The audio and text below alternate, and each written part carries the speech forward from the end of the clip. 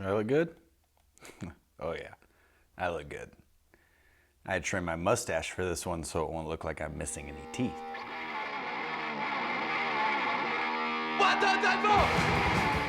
As we go over the 3 factors of your lift that you can control, we're gonna break learning each one down into 3 stages.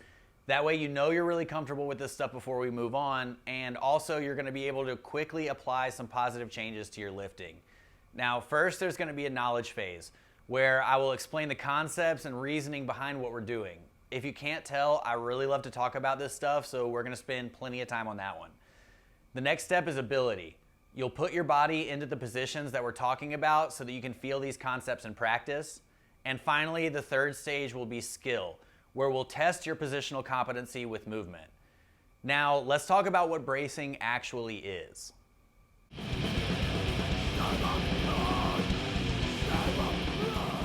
Your body can demonstrate strength in 3 ways. It can speed things up, slow things down, and hold things still. Further, when you're lifting with a barbell, you're depending on a balance across all 3 of those functions. Now, stay with me here because I know we're gonna get off into the weeds, but I promise there's a point.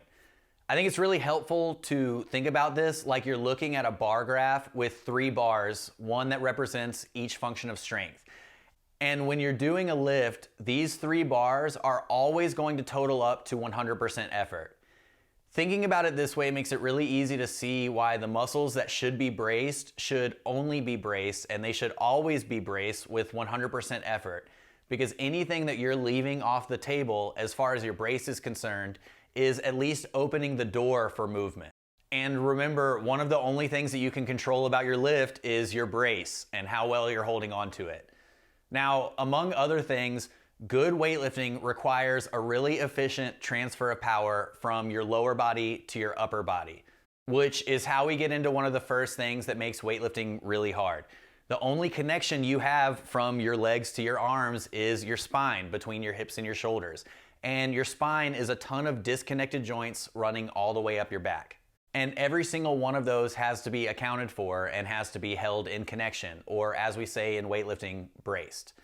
Now, if you're doing a lift and you allow these joints to move, which again happens because you're not braced as hard as you possibly can, you're cutting off the potential power that you can transfer from your lower body to your upper body, which really is to say from the floor up to the barbell. Now, if you picture your spine like a chain, it's really easy to see why any break or any disconnection in that chain is gonna break down how well one end is able to work with the other. Now, if there's one thing for you to understand about bracing, it's that when you're braced, you should be braced with 100% effort, because anything less is not allowing you to access all of your strength.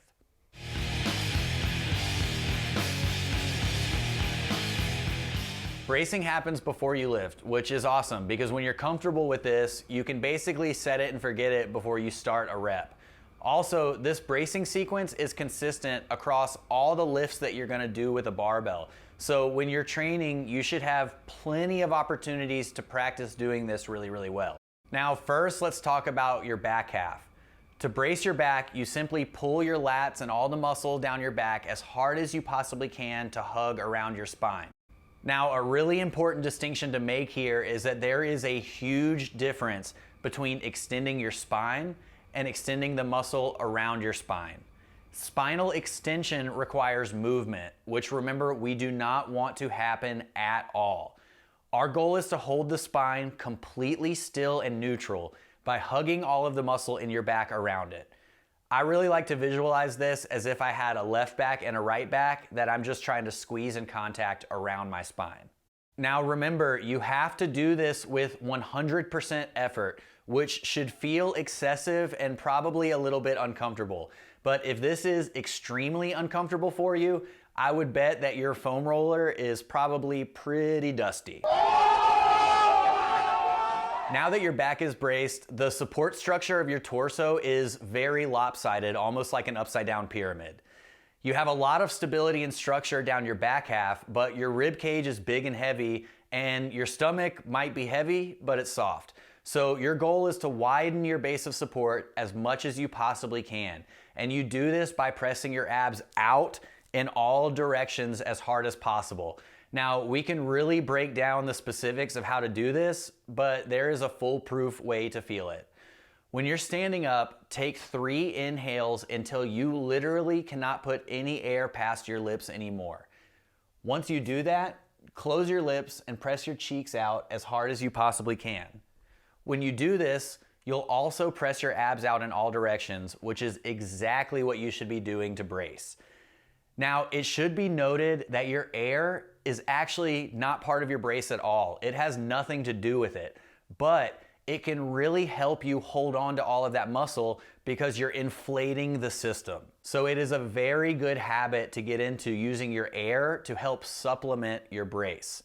Now, if you haven't already, stand up and practice this bracing sequence in your torso by setting your back and setting your abs as hard as you can. Again, it can be really helpful to hold your breath, but with some practice, you should be able to slowly and steadily inhale and exhale while maintaining a perfect brace through your torso.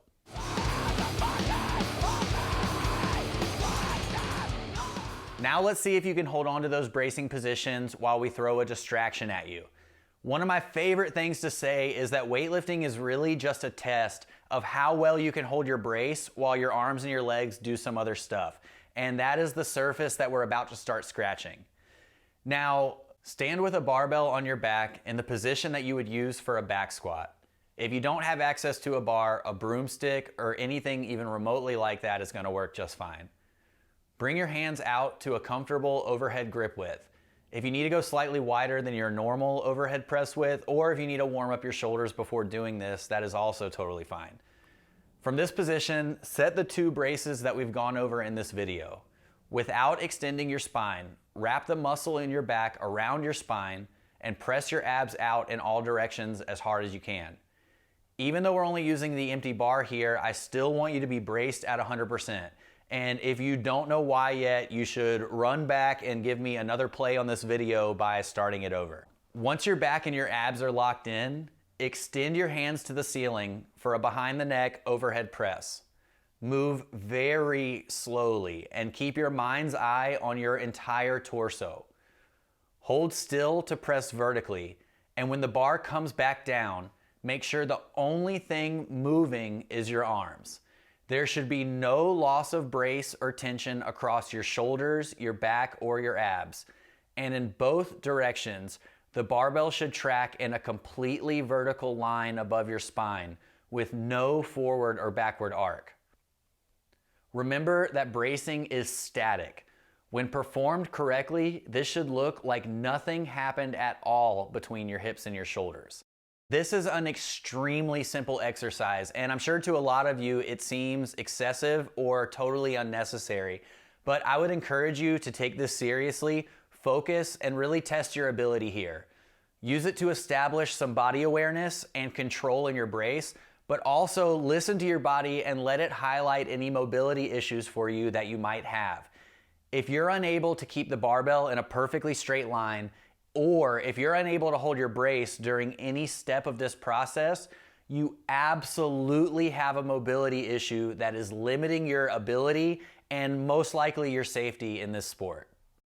All right, we have one more aspect of your bracing to cover, but it deserves its own video because in my opinion, it's the cause of more made or missed lifts than anything else in weightlifting, and that's your feet. Episode 3 is coming super soon, but in the meantime, if you're enjoying this content, please check out my podcast, Lift Better, Olympic Weightlifting and Coaching, which is available everywhere. And if you're interested in receiving coaching or programming from me, you can check out the options available there at www.outofstepbarbell.com.